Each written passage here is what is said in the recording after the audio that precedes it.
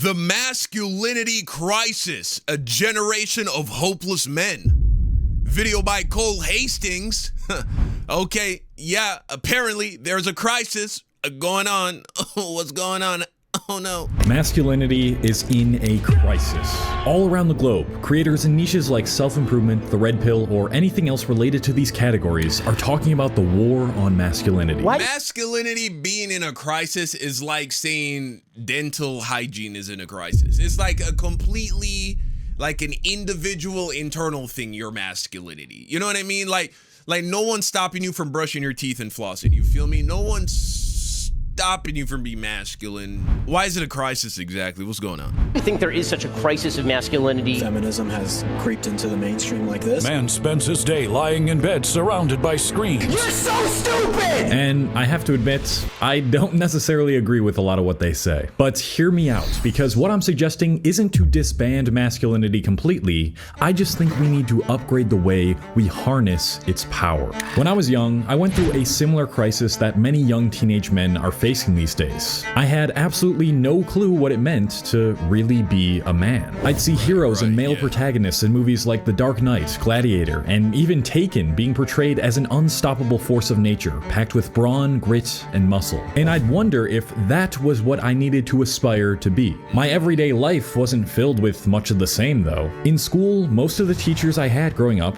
were women. And what the man I was closest to, my father, was really good at was encouraging me to play a bunch of sports like soccer, baseball, and hockey. Those things fueled my competitiveness and made me feel like I was tackling big accomplishments as I thought a man should be. But when it came to the other, more personal realms of my life, I was left extremely confused. I didn't know how I should treat or talk to women, battle through hardships, and especially manage my emotions. By the end of middle school and all throughout high school, I found myself associated with the more popular guys in my grade. A group of rowdy, in-your-face partygoers who like to funnel several beers at once, be degenerates, and hook up with tons of girls. And because of everything I had seen portrayed in my life up until that point, along with the fact that I had no real sense of what it meant to be manly, I took part in these behaviors in an effort to feel more like a man. But I have to admit, a lot of the stuff we did back then, I took part in because it actually was just a really fun time. But regardless of this association and the fact that I took part in all these behaviors, I still felt like the least masculine out of all my friends. They would all have such an easy time talking to girls and sleeping with them. They would get into fights at parties when I didn't want to, and they even did better in school and some sports than me. And testosterone, bro. I'm trying to tell you, y'all hear me talk about this shit all the time, bro. Like, honestly, if you just live your life in a way that maximizes your testosterone output,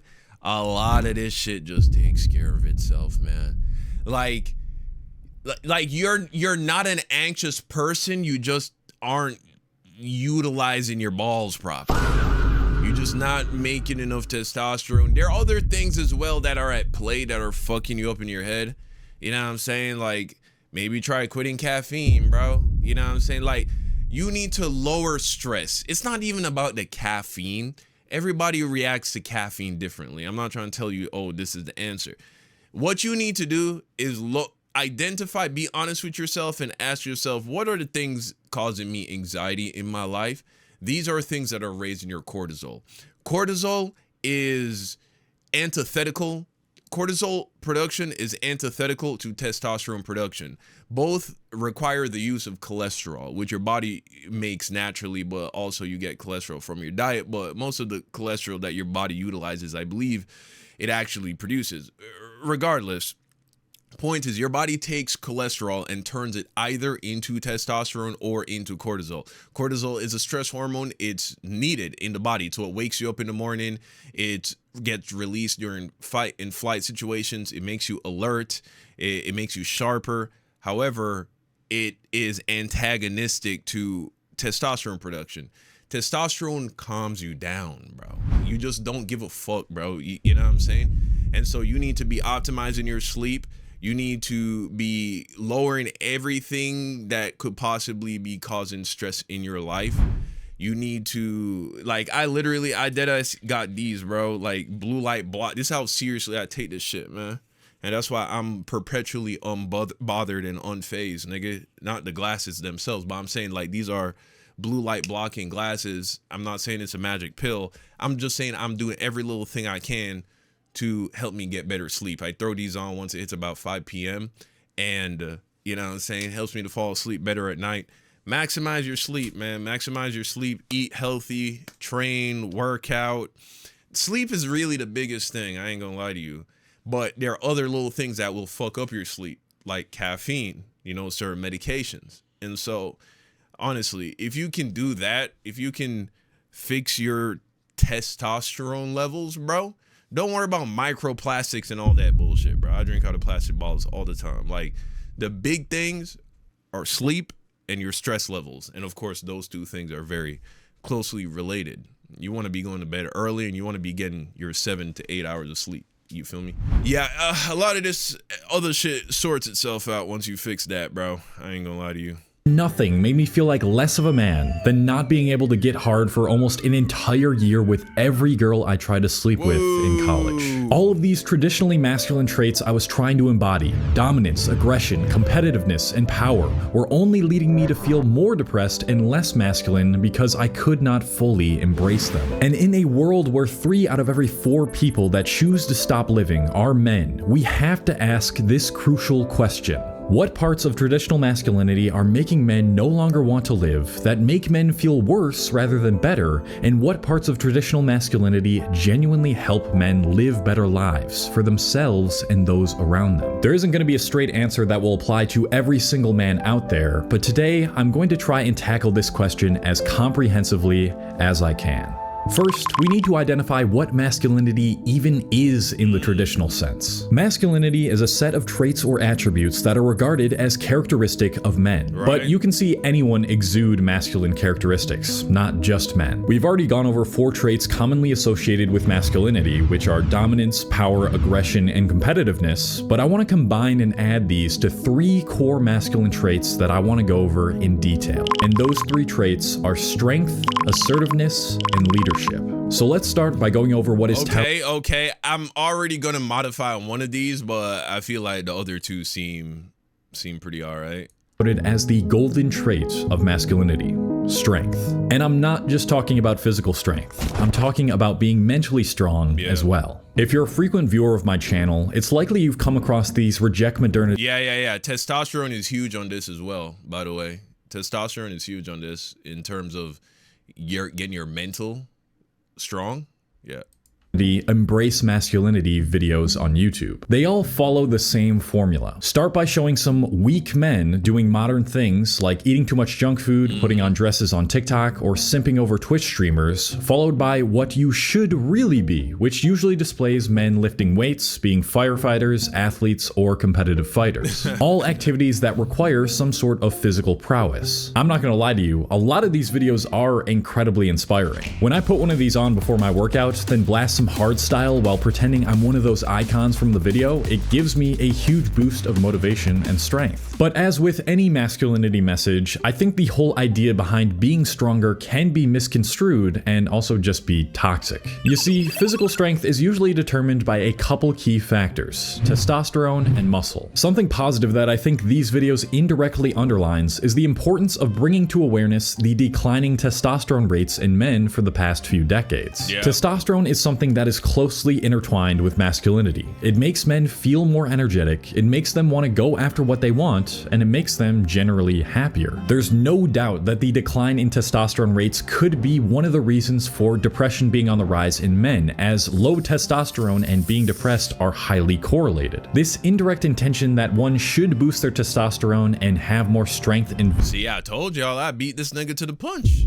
It's all in your— I'm not gonna say it's all in your testosterone, bro, but testosterone is a huge part. Bigger for life from these masculinity videos, I believe is a big positive. Good, clean dieting and consistent exercise is appearing to become less and less valued, at least in American culture. But let's dive deeper into this whole idea behind being physically strong. A lot of these videos only depict people who are extremely muscular and massive. For a young, impressionable teenager, this is what the ideal man is for them. Screw anything else. If they can just be massive and muscular, then people will respect them for how manly they are. But I disagree with the idea that having a more muscular physique makes you more of a man. If you are pursuing a strong aesthetic body because you want to be able to tower over people and dominate them and have people be intimidated by you, you are subconsciously telling yourself that you are afraid to have any vulnerable points. You are only pursuing a better body in a pursuit to cover up your past traumas and insecurities and suppress them at all costs. Because many men are taught to do just that. This is why you can be the most physically dominant man in the room,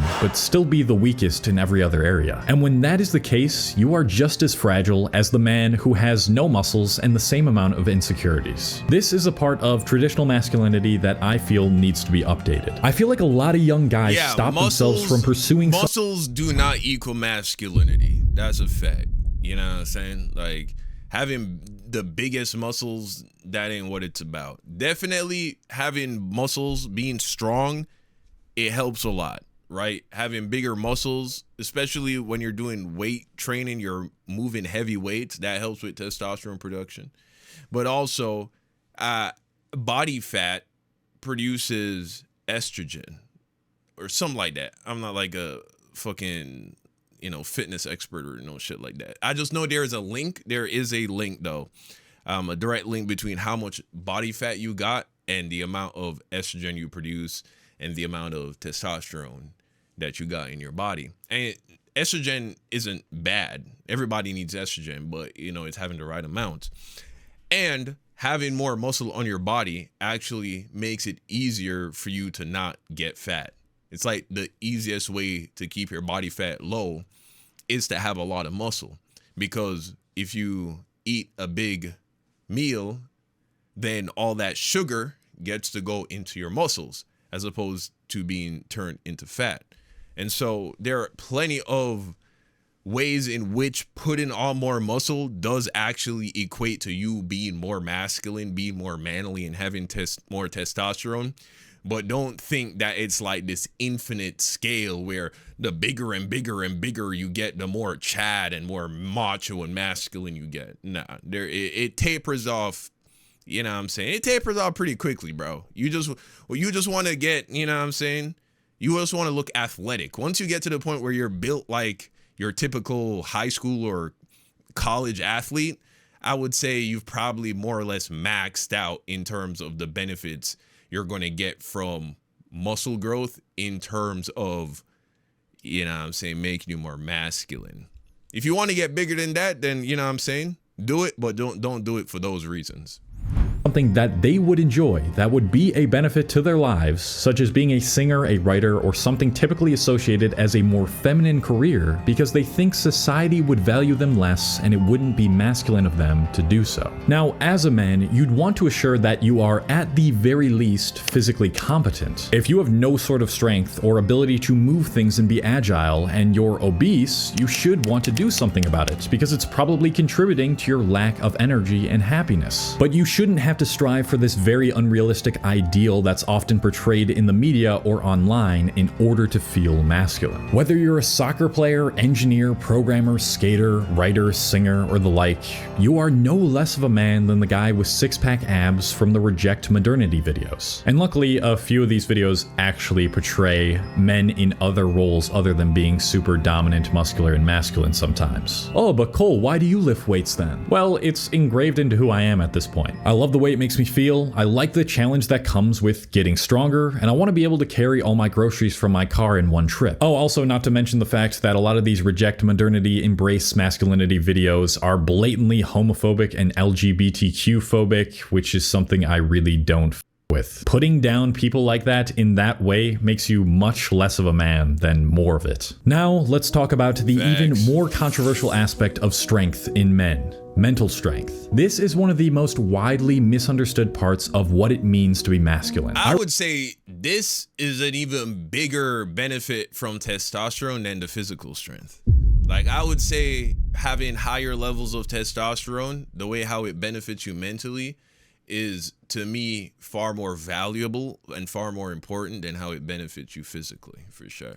I remember when I was a teenager and I was out to dinner with my parents and my sister, and we were talking about how my sister was working through some sort of relationship issue. My mom was suggesting seeking some sort of help, and I was agreeing, and we ended up talking about how great it is that there are so many resources now for those struggling with their mental health. As a response, my dad said something along the lines of, "We used to just tell people to get over it, and it worked too." This, I feel, encapsulates a part of traditional masculinity that has caused decades of generational trauma in men. When men are taught that being mentally strong means being able to bottle up your emotions and get rid of them somehow, they are more likely to be depressed, hopeless, commit violent crimes, and be verbally and physically abusive. The problem is, this aspect is really confusing. We're told that society will take advantage of and disdain men for being emotional, and we're also taught that women don't want an emotional man. So if we're not supposed to show our emotions, but the very fact that we don't show our emotions makes us more out of touch with ourselves and therefore leads us to do negative things, what is a man to do? The answer is not as clear as I'd like it to be. The paradoxical thing that I've realized is that in order to establish more emotional control and maturity, and therefore be less emotional, you must find a way to feel and express your emotions somehow. Now, knowing when to do this is really the most important part. There are some situations in which people will take advantage of you if you're being super emotional. For example, if you're super depressed and repeatedly crying about how you hate your life in front of your girlfriend or some girl that you're interested in, and that woman has not yet established a strong bond with you, or her emotional intelligence and maturity is quite low, then yes, she's probably gonna lose attraction for you. But if you're with, let's say, one or both of your parents who you know won't judge you, and you just need to let it out and get everything off your chest, then you should absolutely do it. Because nothing gets resolved or healed by suppressing it, and that's what a lot of us men were taught to do in order to cope with our more emotional side from a young age. Again, I think this is where traditional masculinity falls short. It's very disappointing to me to still see so many teenagers and adults making fun of men for showing their emotions. Part of it definitely comes from these beliefs about what it means to be a man and what's acceptable as a man that's been passed down for generations in society, but part of it is also due to most people still being controlled by their more primitive brain areas, which is something I'm gonna bring up repeatedly throughout this video. When humans were fighting for their survival every day, they knew that if they stuck to the people who could be fearless and stoic in the face of danger, they'd have a better chance of surviving. And so people naturally gravitated towards and were attracted to the people that looked like they had their together at all times. Many of us are still functioning on that same primitive level, which is very advantageous for survival, but is lacking in empathy and self-discovery. We need to start to get to the point as a society to break past these more primitive level brain areas, allow men to speak up, and get the help they need from other men or anyone else without being so heavily judged. Man, this is a part I really can't even help you, gang. You might gotta go talk to a therapist or some shit. Like I'm at a place, bro, where I'm at a place where I've just like outgrown this shit, bro. Like just being emotionally distraught. Like I feel emotions in the moment like anybody else, you know what I'm saying? Anger, frustration, anxiety, all of this shit. But like it's very fleeting for me. Emotions, I don't carry emotions with me. I don't hold on to shit. And I've just gone to this place by following this principle called living from the end. It just occurred to me that it's not the in the moment emotions that ever fuck you up, right? Like it's not you getting momentarily pissed off when someone cuts you off in the road, or somebody's disrespectful to you, or you got some really bad news and you're sad, or you know what I'm saying, those fleeting emotions, that's not the shit that cripples people. It's when you are carrying and holding on to emotions for extended period of time, right? Like hours, days, weeks, months. And all of that is just a result of you telling yourself a story over and over again. There's that, and of course there's physical shit, right? Now you can be anxious, you can be depressed because your sleep is fucked up, because you're on too many stimulants and your cortisol levels are too high, because you have some kind of, you know what I'm saying, fucked up brain chemistry going on, and for those reasons it's good to talk to a medical professional.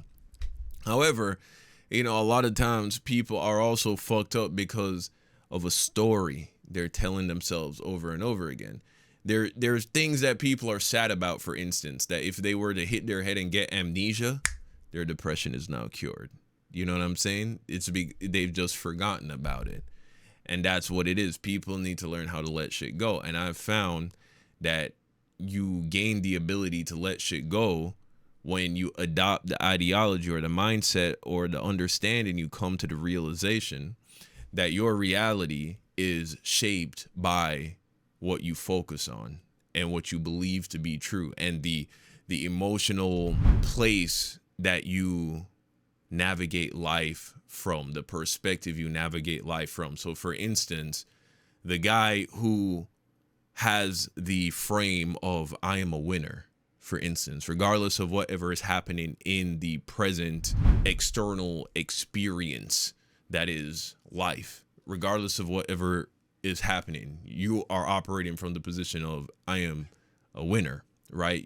I overcome. The external will just confirm what you already believe to be true mentally. You know what I'm saying? And every obstacle, you just perceive it as a means to the end of coming out on top as the winner, as the one who overcomes. And so I live from the end of I overcome. So for instance, right, let's say I get into an argument with a friend and I just ask myself, what in my perfect world, what is the end of this interaction? Like, at the end of the day, what are we? Are we still friends? Are we no longer friends?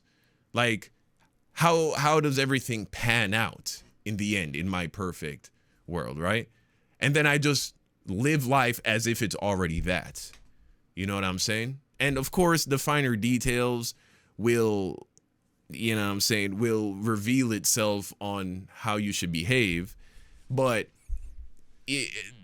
like, you get into an argument with somebody, if you know that in the end, everything is going to work out and y'all are going to be good, then there are certain things you're just not going to say, right? There are certain things you only say when you think that there's a possibility that we are on a path to this relationship being over, to this friendship being over. And so you might say certain things that you wouldn't say if you knew at the end of the day y'all are going to be friends anyway.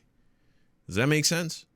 So yeah, but you can look it up, living from the end, right? The concept. And this is something that becomes more intuitive and clear the longer you do it. That's why I say, like, as I'm listening to this guy talk about this shit, it's like, man, I'm so far removed from this, what he's talking about, but to try and articulate exactly how one gets here mentally, it's like, I don't even know how to really do that. But that's how it began for me. That's how it started. I adopted this mindset of living from the end. And then, of course, you combine that with the physical, taking care of your diet, working out, getting good sleep, lowering your stress, Everything else just fixes itself, man. But yeah, the key takeaway from that entire yap session is a lot of the things that we allow to bog us down mentally, it's just a story. It's a story we keep telling ourselves over and over again, a negative, bad story. If you just started telling yourself a different story, or at the very least stop telling yourself that bad story, the bad feelings would go away. No differently than if you just knocked your head and got amnesia and forgot about that shit. You know what I'm saying? So in short, being mentally strong isn't about showing no emotions or only showing the emotions of dominance, power, and aggressiveness. It's about not letting your emotions be bottled up so that they don't come out in the many different forms of abuse, like bullying, self-harm, and domestic violence, and coming more in tune to your emotional needs that are closely associated with the more feminine aspects of nature, like the need to be nurtured, cared for, and understood. Again, I've found a very paradoxical thing to happen happen when you start to do this. When you learn to harness the more feminine aspects of your human nature, your ability to battle adversity and tough times actually gets stronger, which is counterintuitive to what we've been taught. Like, dude, it's okay to want a hug. It's okay to not be okay. Find a healthy way to open up about what you're going through, and I promise you, your ability to remain more masculine in the good ways will significantly. Like, even that, like, right? Why do you want a hug? Right? You want a hug because you're telling yourself some fucked up story. That's why you need a hug. Right? Like, when everything's good, nobody needs a hug. Right? You need a hug when shit is bad. And what's the story you're telling yourself? If you can learn, easier said than done, right?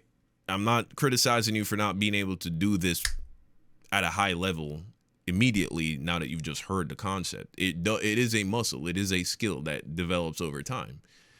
But if you like just stop telling yourself whatever that story is that is making you sad, then you won't need a hug anymore. I'm not saying needing a hug is bad or wanting a hug is bad or any of that. I'm just saying like I don't experience that. You know what I'm saying? Like, I could just live in solitude for, I don't know how long, but very long periods of time without speaking to anybody. And I know I would be mentally okay. Just because this is just a skill. And it's crazy because once you start living your life like this, you have an opportunity to practice this literally almost all day, every day, bro.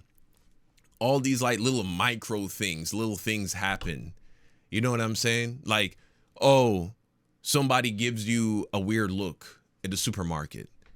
Maybe you have a knee-jerk negative. Oh, is this person racist? Oh, is this person being a jerk to me? Oh, does this person not like the way I look? Like, what the fuck why are they mad at me? That's one story you could tell yourself. You could tell yourself another story of, oh, you know what I'm saying? That person might be having a bad day.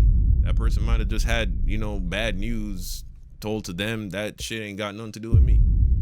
You know what I'm saying? Shit, maybe they're jealous of me. They saw me and they got mad how fly I was. You know, like, you could tell yourself anything, but just don't tell yourself a story that results in some negative shit about you, right? And of course, I'm not telling you to become delusional. You know what I'm saying? Someone tells you, hey, you got some shit in between your teeth, and you're like, no, I don't.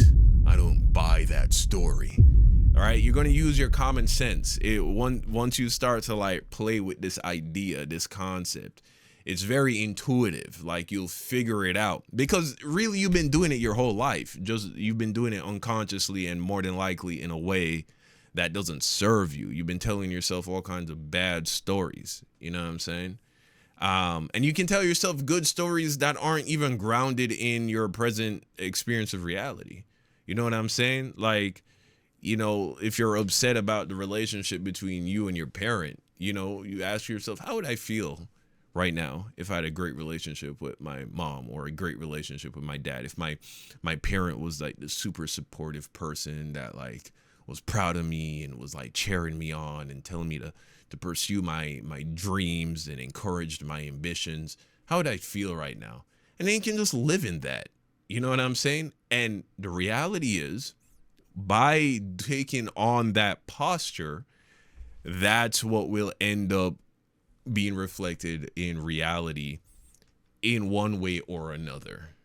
It might not be reflected exactly in that way, but ultimately you will start to experience things in the physical that scratches that itch. So maybe your parent never becomes that person in your life, but maybe some kind of older mentor kind of person appears in your life, and all of a sudden they're kind of filling that void of the more mature, older, supportive person. And then all of a sudden you realize, I don't really care if my mom or my dad isn't that supportive, because here's this person and they're cool as fuck and they're successful and they believe in me, and for some reason this is enough.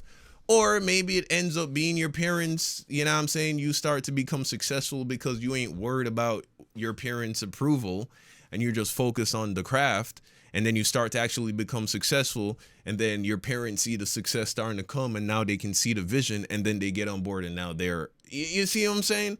But guess what? It never starts to happen if the entire time you're just focused on the story of my parents don't believe in me and nobody supports me and nobody, thinks I can do it. Maybe that means I really can't do it.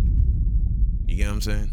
Significantly improve. All right, we've tackled the biggest core trait. Now let's move on to assertiveness. If you want to be masculine, you have to assert yourself in this world. You want to be able to say, this is what I want and this is how I'm going to get it. And you never want to be dishonest to yourself and others about what it is you want and need. But the way in which much of traditional masculinity approaches how to be more assertive isn't even really assertiveness. It's much more attuned to being passive aggressive or actively aggressive. You see, on the two sides of the spectrum, we have assertiveness and passiveness. Someone who is passive is a massive people pleaser. They always put other people's needs in front of theirs. They're emotionally dishonest in an effort to not offend anyone. They are indirect with their words, and they overly apologize. This is the very opposite of what someone who is confident and emotionally mature, aka a man, does. Next to that is passive aggressiveness. When you are passive aggressive, you are still being emotionally dishonest and indirect with your actions and words, but instead you are subtly making it clear that your rights and needs prevail over others. A good example of this is someone who gaslights you for not doing what they want, and they make you question whether you're doing the right thing or if you're actually a good person. If they say things like, don't you think you're overreacting a little, or it wasn't even a big deal, you're just being emotional, they're being passive aggressive. Again, this is not really something that most people would regard as traditionally masculine, but it gets closer to the line of traditional masculinity in that it puts your needs and wants above everyone else's. Then there's the traditional masculine aggression. This is when you are direct and honest, even if it's inappropriate and severely hurts others. You attack and blame others, and you do whatever it is you want to do and get whatever you want to get at the expense of others. This type of masculine energy comes out when you haven't developed your emotional maturity and you were taught at a young age to dominate over everyone and always put yourself first, which is what a lot of young guys with an old— Yeah, I'm not sure I agree with this like continuum. Like these are the steps, like passive, aggressive, then assertive. I'm not sure if that's like the continuum, but okay, I kind of get what he's saying. So let's go along with it. Father figure are taught. Again, this is coming from our more primitive brain areas that see everything as a battle for survival. But the repeating problem with the primitive brain areas is that although they are incredibly useful, they rarely take into account other people's rights and needs and only optimize for the ego's survival. This is not how masculinity should be. True healthy assertiveness takes into account the rights and needs of everyone involved. The goal is not to ignore and disrespect others, as some teachers of traditional masculinity suggest, but to allow them to communicate and for you to be empathetic of their beliefs and needs while sticking to your own beliefs and needs. You want to be direct and honest, not manipulative and hostile. You want to be flexible but firm with your decisions. So assertiveness is an excellent trait for any man to develop, so long as it isn't done in an overly aggressive, unempathetic way. And by virtue of being considerate and empathetic, dominance no longer becomes the main masculine goal. Now, if we're talking about what women like in bed and whether you should be dominant in that realm of life, that's a different story and varies from woman to woman. Lastly, we have the final core trait of masculinity, leadership. More often than not, yeah, when it comes to assertiveness, I would replace that with fearlessness. You know what I'm saying? Like, the more fearless you are, the more masculine you are. Think about it. The guy who fearlessly approaches the chick and just shoots his shot, that's the guy that's seen as very masculine. You know what I'm saying? The guy who fearlessly charges into battle, the guy who fearlessly, you know what I'm saying, pulls up at that 3-point line to try and hit the game-winning shot. Fearlessness, that is what is, I think, interpreted as masculinity. And again, a combination of living from the end and having a high level of testosterone, I think that will take care of that. You know what I'm saying? Men have this innate desire to want to help to build upon something and improve. We want to feel like we're purposefully contributing and leading something, and if it's not anything outside of us, then at the very least leading ourselves. It's why the vast majority of self-improvement channels are male dominated, and I think it explains why around 90% of the people who watch my videos are men. But I have to wonder, how much of men's strong desire to want to be better, improve, and lead comes from a genuine innate desire, and how much of it is societal pressure telling us that that's what makes us a man? The problem with this is it's just not possible for every single person in the world to be a leader. Think about something like an army, corporation, or sports team. Would these things run effectively if every single male on it was trying to lead and be seen as a leader? No, it wouldn't. Of course, men tend to have more qualities associated with being a good leader, like being assertive, protective. Yeah, I would say leadership isn't even a part of masculinity. You know what I'm saying? Like, yeah, definitely a more competent, fearless, positive person who believes in themselves, they're going to make an excellent leader. But you can be a follower and still be incredibly masculine. You know what I'm saying? Like, you can be the guy on the team that the captain, he knows he can rely on you. You know what I'm saying? You don't gotta be front and center, the guy calling the shots. You can be the guy who called the shots. That guy, he knows that whenever he calls on you to help, you're fucking reliable. That guy's also incredibly masculine as well. So yeah, but guess what? That guy is also poised to be a great leader if he is so inclined to ever step into a leadership role. A lot of guys don't ever really want to have that responsibility or be in that position. They like doing what they do. They like being a cog in the machine because they know they're an incredibly important cog in that machine, and they know that they're very good at what they do. And so that's fine as well. You know what I'm saying? So we can skip the leadership part because I don't even really feel like that's necessary. And so I think with that, we can end the video there, man. So what are the big takeaways from this video? Make sure you are living your life. And I promise you, bro, there is no better investment that you can make physically than doing any and everything to maximize your testosterone production. Even small changes will make a huge difference in the way that you feel.